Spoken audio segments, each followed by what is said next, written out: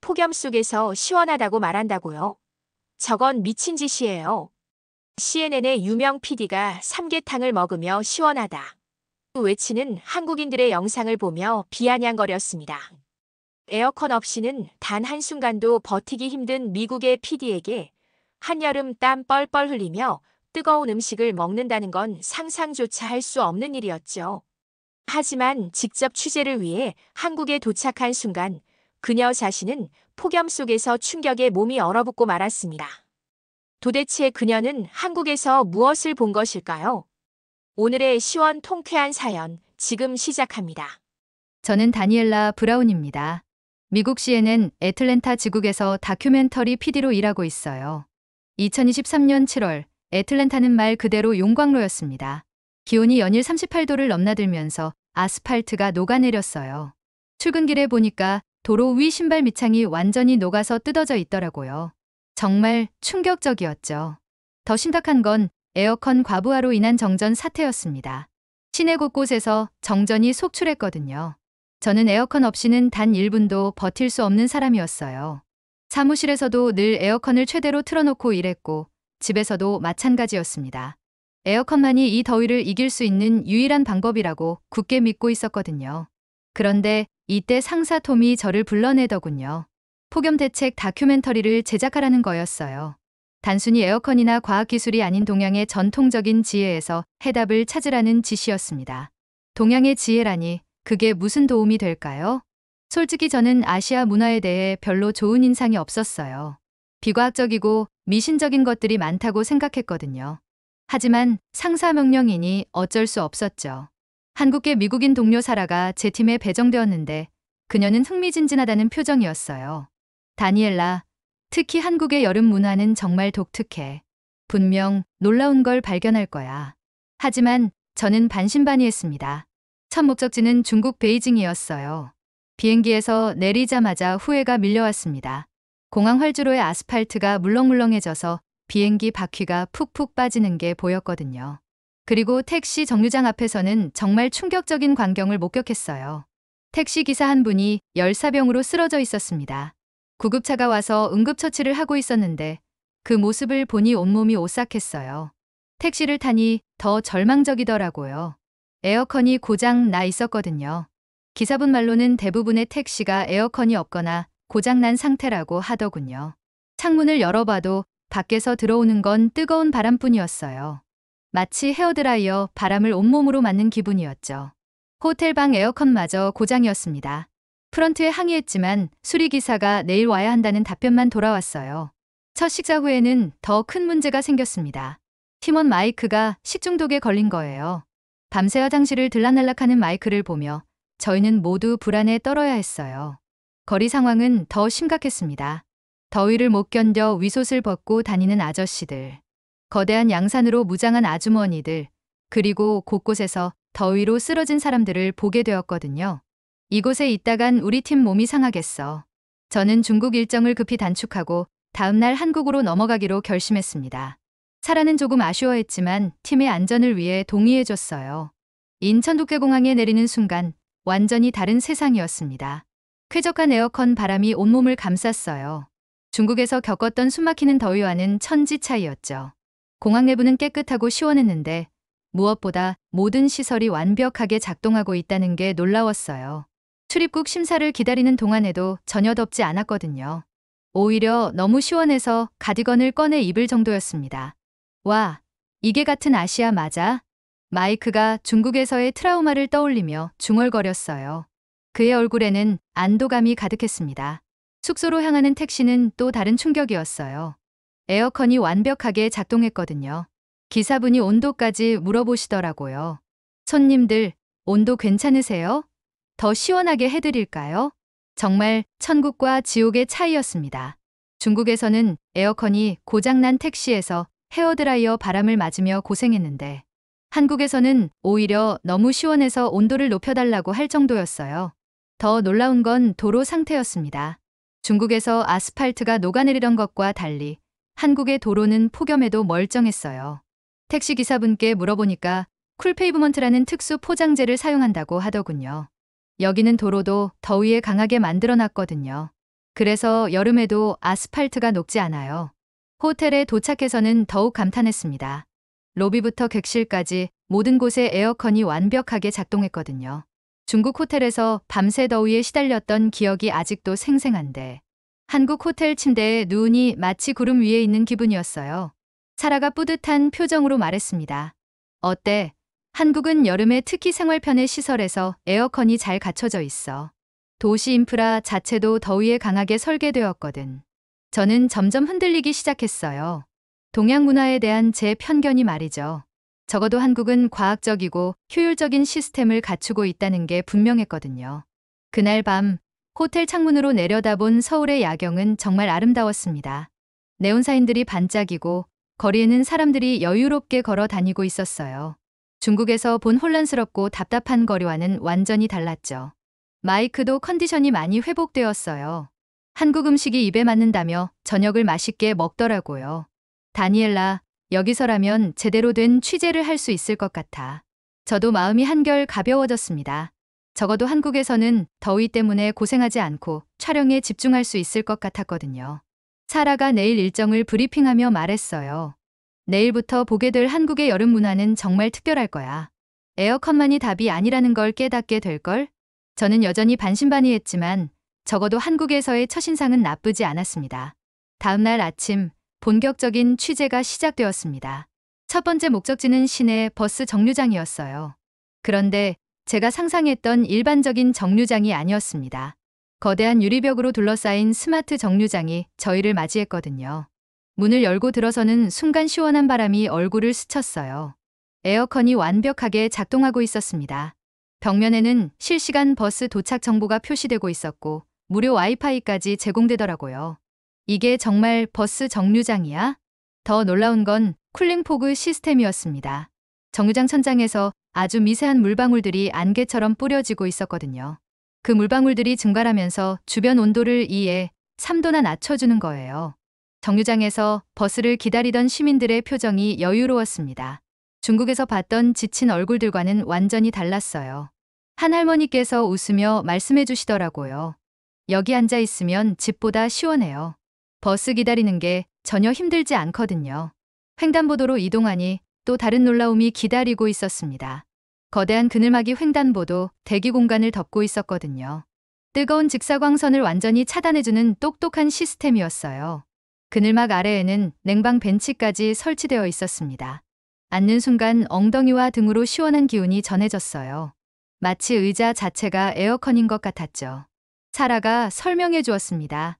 이 모든 게 시민들의 편의를 위해 설계된 거야.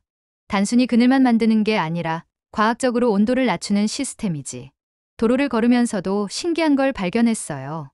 아스팔트 표면이 중국과 완전히 달랐거든요. 쿨 페이브먼트라는 특수 소재로 만들어져서 태양열 흡수율이 현저히 낮다고 하더라고요. 실제로 손을 대어보니까 중국에서 만졌던 뜨거운 아스팔트와는 비교할 수 없을 정도로 온도가 낮았습니다. 청계천에 도착했을 때는 정말 입이 떡 벌어졌어요. 도심 한복판에 맑은 물이 흐르는 하천이 있다니. 물소리를 들으며 걷기만 해도 온도가 확연히 낮아지는 게 느껴졌거든요. 청계천 주변에는 시민들이 여유롭게 산책하고 있었어요. 벤치에 앉아 발을 담그는 사람들, 아이들과 함께 물놀이를 하는 가족들의 모습이 정말 평화로워 보였습니다. 광화문 광장은 또 다른 차원이었어요. 거대한 분수에서 시원한 물줄기가 하늘 높이 솟아오르고 있었고 곳곳에 조성된 녹지 공간에서는 나무들이 시원한 그늘을 만들어주고 있었거든요. 쿨링포그가 광장 곳곳에서 작동하고 있었는데 마치 자연 안개 속을 걷는 기분이었어요. 아이들은 분수 주변에서 해맑게 뛰어놀고 있었고 어른들은 나무 그늘 아래에서 책을 읽거나 담소를 나누고 있었습니다. 이게 정말 같은 지구의 여름이야? 제 편견이 완전히 흔들리기 시작했습니다. 오후에는 한국의 전통적인 여름나기 문화를 체험하게 되었어요. 먼저 무더위 쉼터로 지정된 동네 경로당을 방문했습니다. 문을 열고 들어서니 시원한 에어컨 바람과 함께 어르신들의 웃음소리가 들려왔어요. 놀라운 건 그분들의 여유로운 표정이었습니다. 한 할아버지께서 부채를 붙이며 말씀해 주시더라고요. 여기서 낮잠도 자고 친구들과 장기도 두고 집보다 더 시원해서 매일 와요. 거리에서는 또 다른 흥미로운 광경을 목격했습니다. 시민들이 팔에 차고 있는 냉감 소재 팔토시였어요. 얇은 천 같은데 만져보니까 정말 시원한 느낌이 들더라고요. 이게 뭐예요?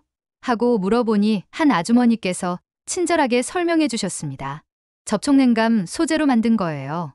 피부에 닿으면 바로 시원해져요. 자외선도 막아주고 일석이조죠. 정말 신기했어요. 단순한 천 조각이 아니라 과학기술이 적용된 실용적인 아이템이었거든요. 하지만 가장 큰 충격은 점심시간에 받았습니다. 사라가 저희를 한 삼계탕 전문점으로 데려갔거든요. 40도가 넘는 무더위에 뜨거운 국물을 먹는다고 하니까 정말 이해가 안 됐어요. 사라, 정말 미쳤어? 이 더위에 뜨거운 음식을? 하지만 사라는 자신만만한 표정이었습니다. 믿고 따라와봐. 분명 놀랄걸? 식당에 들어서니 뚝배기 속에서 보글보글 끓고 있는 삼계탕이 나왔어요. 김이 모락모락 올라오는 모습을 보니까 더 더워지는 기분이었죠. 옆 테이블 한국인 가족들이 뜨거운 국물을 후후 불어가며 먹고 있었는데 갑자기 아빠가 큰 소리로 외쳤어요. 아, 시원해. 저는 귀를 의심했습니다. 뜨거운 음식을 먹고 시원하다고 하다니 완전히 이상한 사람들 같았어요. 저 사람들 정신이 나간 거 아니야? 하지만 사라의 강력한 권유에 못 이겨 한 숟가락 떠먹어 봤습니다. 처음엔 정말 뜨거웠어요. 혀가 될 것 같았죠. 그런데 신기한 일이 일어났습니다. 몇 분 후 온몸에서 땀이 나기 시작했어요. 그리고 그 땀이 증발하면서 정말로 시원한 느낌이 들기 시작했거든요. 마치 자연 에어컨이 작동하는 것 같았습니다. 더 놀라운 건 속이 개운해지는 느낌이었어요. 아침부터 찜통더위 때문에 답답했던 가슴이 확 뚫리는 기분이었죠. 세상에, 이게 정말 가능한 일이야? 사라가 뿌듯하게 설명해 주었어요. 이열치열이라고 해서 열은 열로써 다스린다는 우리 조상들의 지혜야. 뜨거운 음식을 먹으면 땀이 나면서 체온이 내려가거든. 저는 완전히 새로운 세상을 경험하고 있었습니다. 단순히 차가운 것만이 더위를 이기는 방법이 아니라는 걸 깨달은 거예요. 식당을 나서니 바람이 정말 시원하게 느껴졌습니다.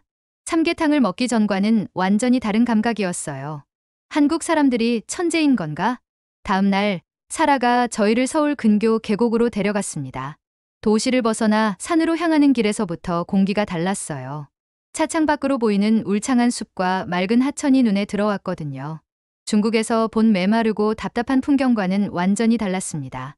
와, 이 모든 게 인공적인 시설이 아니야. 우이동 계곡에 도착하자마자 저는 탄성을 질렀어요. 맑은 계곡물이 바위 사이로 졸졸 흘러내리는 소리만 들어도 온몸이 시원해지는 느낌이었거든요.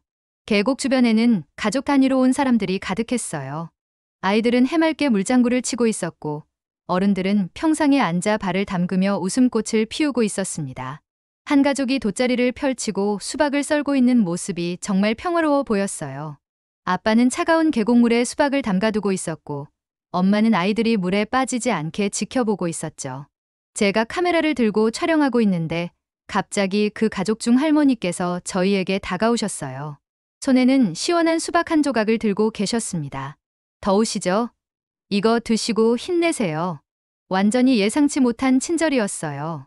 저희는 완전한 외국인이고 처음 보는 사이인데도 아무런 대가 없이 음식을 나눠주시는 거였거든요. 수박을 받아먹는 순간 달콤하고 시원한 맛이 입 안가득 퍼졌습니다.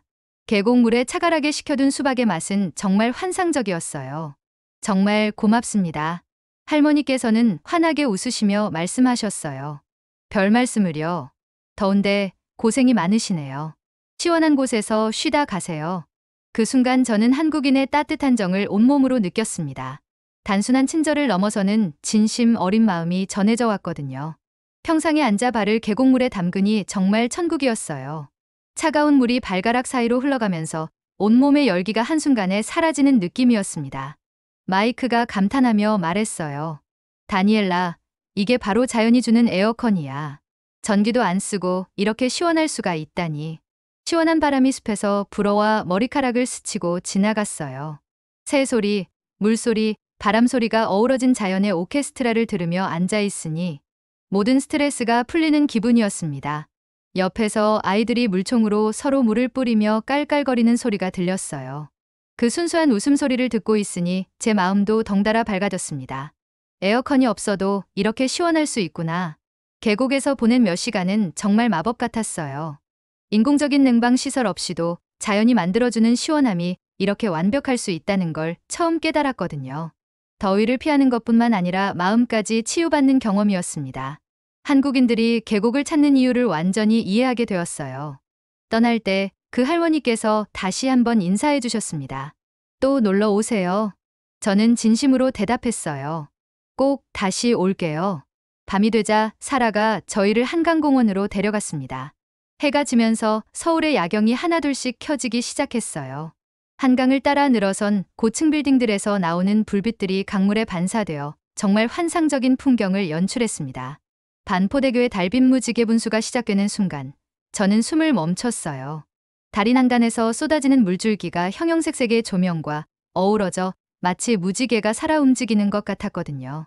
세상에, 이런 게 가능해?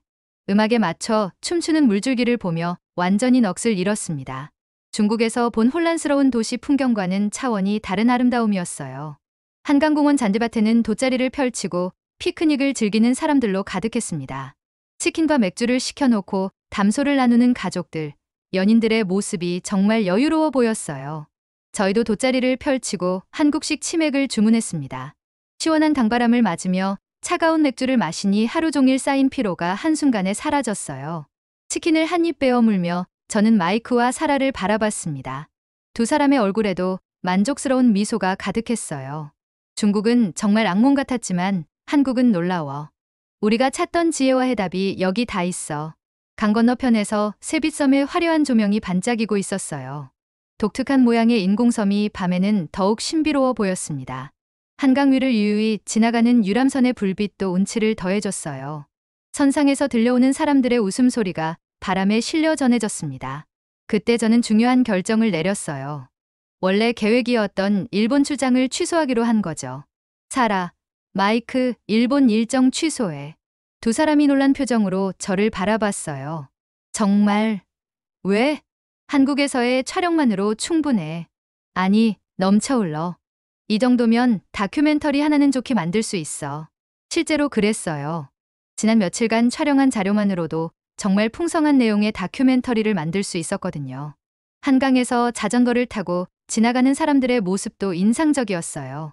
밤에도 많은 시민들이 운동을 즐기고 있었습니다. 조깅하는 사람들, 산책하는 연인들, 강아지와 함께 걷는 가족들까지. 한국 사람들은 정말 여름을 즐길 줄 아는구나. 치킨을 다 먹고 나서도 저희는 한참 동안 그 자리에 앉아 있었어요. 강바람이 너무 시원해서 떠나기가 아쉬웠거든요. 마이크가 감동적인 목소리로 말했습니다. 다니엘라, 이번 여행에서 정말 많은 걸 배웠어. 더위를 이기는 방법이 에어컨만 있는 게 아니라는 걸 깨달았거든. 저도 완전히 동감했어요. 한국에서 경험한 모든 것들이 제 고정관념을 완전히 바꿔놓았습니다. 분수쇼가 끝나갈 무렵, 저는 마음속으로 다짐했어요. 이 모든 걸 미국 사람들에게 꼭 알려줘야 해. 한국의 놀라운 여름 문화를 세계에 알리고 싶다는 열정이 불타올랐습니다. 한국에서의 마지막 날, 저는 호텔 방에서 촬영한 영상들을 정리하며 감회에 젖어 있었습니다. 컴퓨터 화면에는 지난 며칠간 담아낸 한국의 모든 순간들이 펼쳐져 있었어요. 스마트 정류장의 쿨링 포그, 청계천의 맑은 물소리, 삼계탕을 먹고 시원해하는 한국인들의 표정, 계곡에서 만난 할머니의 따뜻한 미소, 한강의 환상적인 야경까지. 정말 꿈 같은 시간이었어. 중국에서의 악몽 같던 경험과 대비하며 편집 작업을 진행했습니다. 중국의 녹아내린 아스팔트와 한국의 쿨페이브먼트, 고장난 에어컨, 택시와 완벽한 스마트 정류장, 식중독으로 고생하는 마이크와 삼계탕을 맛있게 먹는 모습까지. 동일한 아시아 지역이지만 이렇게까지 다를 수 있다는 게 놀라웠어요. 사라가 커피를 가져오며 말했습니다. 어때? 편집 잘 되어가? 완벽해. 이렇게 풍성한 자료는 처음이야. 더 이상 동양 문화에 대한 편견은 없었습니다. 오히려 한국의 지혜를 존경하게 되었어요. 과학적 사고와 전통적 지혜가 완벽하게 조화를 이룬 모습이 정말 인상적이었거든요. 애틀랜타로 돌아가는 비행기 안에서도 계속 편집 작업을 했어요. 한국에서의 경험을 최대한 생생하게 전달하고 싶었거든요. 애틀랜타에 도착하자마자 또다시 찜통더위가 저희를 맞이했습니다. 공항에서 나오는 순간 뜨거운 공기가 얼굴을 때렸어요. 역시 애틀랜타야. 하지만 이제는 달랐습니다. 뜨거운 아스팔트를 보며 한국의 쿨페이브먼트를 떠올렸고 정전된 건물들을 보며 스마트 정류장을 그리워했어요. 사무실에 도착해서 본격적인 편집 작업에 들어갔습니다. 동료들이 하나둘 모여들며 촬영 소감을 물어봤어요. 어땠어? 중국은 힘들었다면서? 중국은 정말 지옥이었어. 하지만 한국은 완전히 달랐지. 천국이었다고. 편집실에서 밤을 새워가며 작업했습니다. 한국의 여름 문화를 미국인들이 이해하기 쉽게 설명하는 내레이션을 녹음하고 각 장면마다 적절한 배경음악을 입혔어요. 특히 삼계탕을 먹고 시원해하는 장면에서는 이열치열의 과학적 원리를 자세히 설명했습니다. 단순한 미신이 아니라 합리적 근거가 있는 전통 지혜라는 걸 강조했어요. 계곡에서 만난 할머니의 친절함을 보여주는 장면에서는 한국인의 정을 부각시켰습니다. 기술적인 혁신뿐만 아니라 인간적인 따뜻함까지 겸비한 문화라는 점을 전달하고 싶었거든요. 마지막 장면은 한강의 야경으로 마무리했어요. 음악과 함께 춤추는 분수를 보며 한국에서 찾은 지혜라는 제목이 화면에 떠오르도록 편집했습니다. 일주일간의 작업 끝에 드디어 완성본이 나왔어요. 완벽해. 제목은 뜨거운 도시, 차가운 지혜 한국의 여름 비법으로 정했습니다.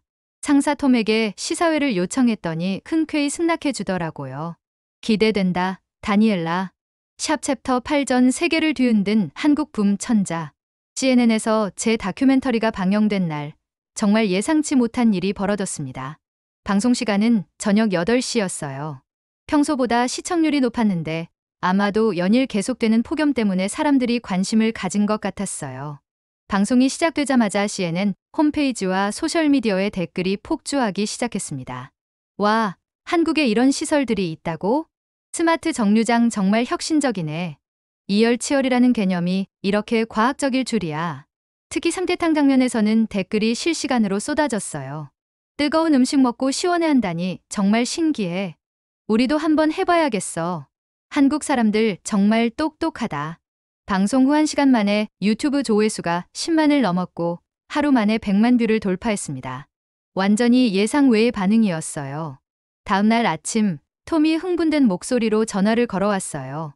다니엘라, 대박이야. 내 다큐멘터리가 전국적으로 화제가 되고 있어. 실제로 각종 방송사에서 한국의 여름 문화에 대한 후속 보도를 하기 시작했어요. 기상청에서는 이열치열의 과학적 근거에 대한 공식 해명까지 발표했습니다. 더 놀라운 건 여행업계의 반응이었어요. 한국 여행상품 문의가 급증하기 시작한 거죠. 한국에서 여름나기 투어, 이열치열 체험 패키지, 한강 야경 투어. 이런 상품들이 우후죽순 생겨났어요. 일주일 후에는 더욱 놀라운 소식이 들려왔습니다. 한국행 항공편이 연일 매진을 기록하고 있다는 거였어요. 특히 애틀랜타에서 인천으로 가는 직항편은 3개월치가 모두 매진되었다고 하더라고요. 미국 전역에서 K여름 문화 열풍이 불기 시작했습니다. 삼계탕을 파는 한식당마다 손님들이 줄을 섰고 냉감, 소재 의류도 불티나게 팔렸어요. 뉴욕의 한 공원에서는 쿨링포그 시설을 설치했다는 뉴스도 나왔습니다. 한국의 아이디어를 벤치마킹한 거였어요. 제가 가장 감동받은 건 시청자들의 편지였습니다. 다니엘라님 덕분에 편견을 버리게 되었어요. 한국 문화에 대해 다시 생각해보게 됐습니다. 올여름 꼭 한국에 가보려고 해요. 이런 내용들이 매일 수백 통씩 도착했어요. CNN에서는 후속 다큐멘터리 제작을 제안해왔습니다.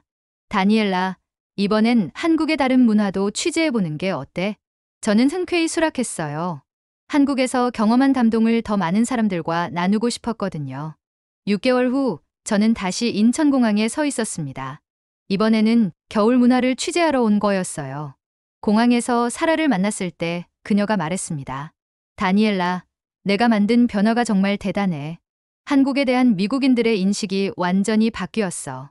저는 뿌듯한 미소를 지었습니다. 편견을 버리고 열린 마음으로 보니까 이렇게 아름다운 세상이 보이더라고.